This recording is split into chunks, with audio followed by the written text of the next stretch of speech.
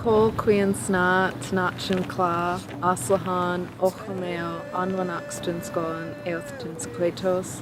Hi, my name is Nicole. I come from Eslhá7an village, and my practice is rattle making and drum making.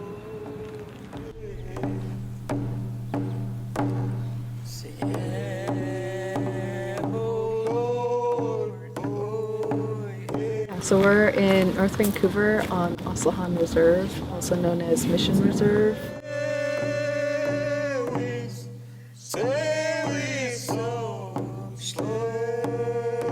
Mission coming from the missionaries who came here, built the church, and tried to influence Christianity onto my nation.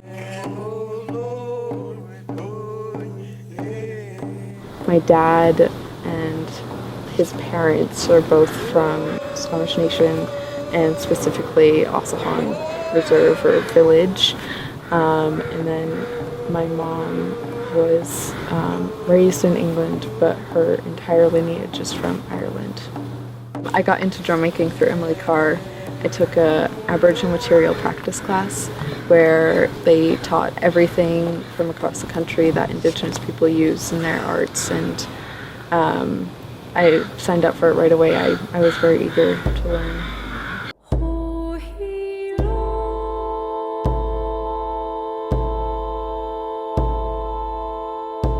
We would do traditional dances and we would practice in here. A lot of people have birthday parties or, other like smaller ceremony or other things in here. I went to Sunday school as a kid. And that's where we went down here and learned and would look at all the different posters and different things about Christianity and even just spirituality. I mean, they've really tied the two together so they're not so separate from each other. I definitely have a soft spot for rattle making. But I mean, I love trying to see where things can go, just because, keeping everything traditional is obviously important and nice, but, we're modern now too. Yeah, we're not stuck in that.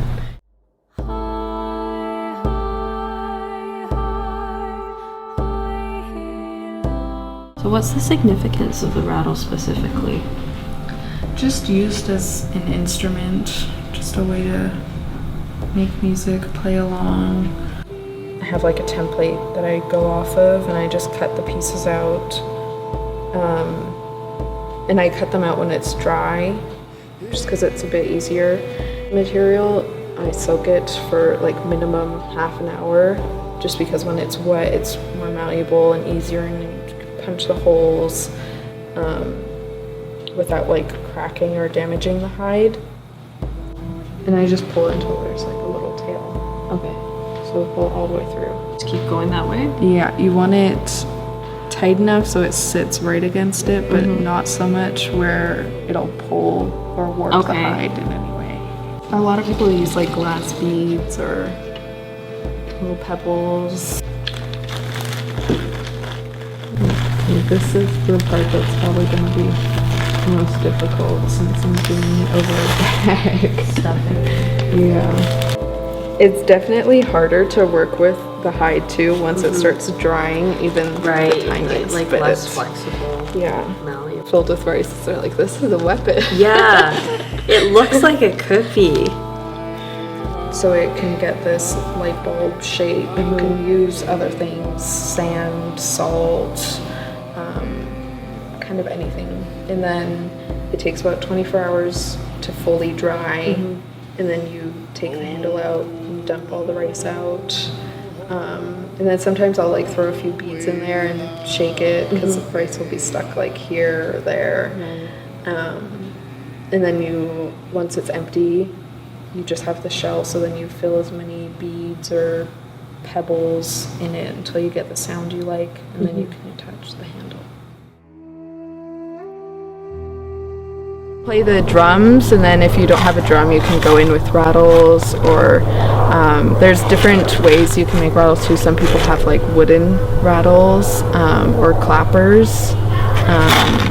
Yeah, and then you'll just play it along with the drum.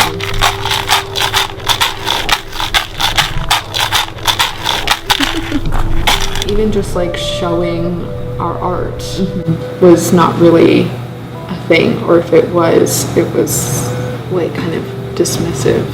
My great uncle Tommy Moses was a master totem pole carver, and he did a totem pole for C-SPAN about 73 years ago, and it sold for $100. This huge totem pole.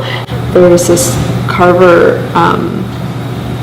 I'm pretty sure her name was Ellen Neal, and it was during the potlatch ban, and you weren't allowed showing any culture, you weren't allowed doing anything, and she went to the government, and I think it was right after World War II, and she said, if you want more tourists, set me up in Stanley Park and let me teach youth how to carve, and people will want to see us working, true natives in their habitat, you know.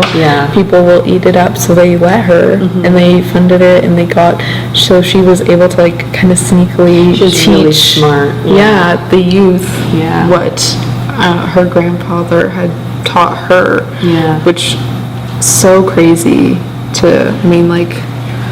what a clever way to go about what boundaries were against her and stuff.